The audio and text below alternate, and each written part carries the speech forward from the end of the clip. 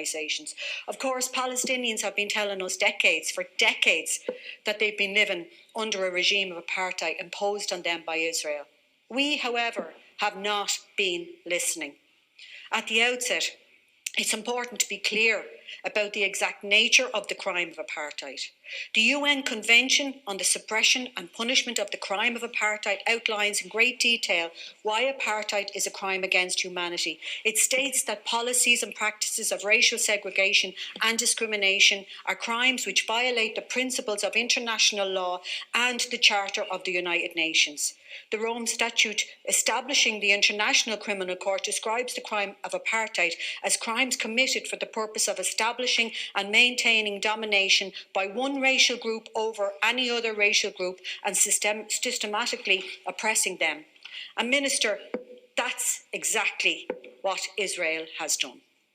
It has established and it maintains a system of domination and oppression of the Palestinian people in the entire territory from the river to the sea and among the Palestinian refugee population. As Haggai El-Ad, director of the Israeli NGO B'Tselem, has said on publication of that organisation's report on Israeli apartheid, no Palestinian has rights equal to any Jewish Israeli in the territory between the Jordan River and the Mediterranean Sea.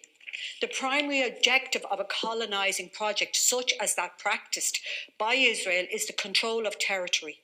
This control requires the displacement, removal, fragmentation and isolation of Palestinians from each other and from the outside world. Even Mahmoud Abbas, president of the Palestinian Authority, can't leave Ramallah without permission from Israel, whether for overseas or internal travel.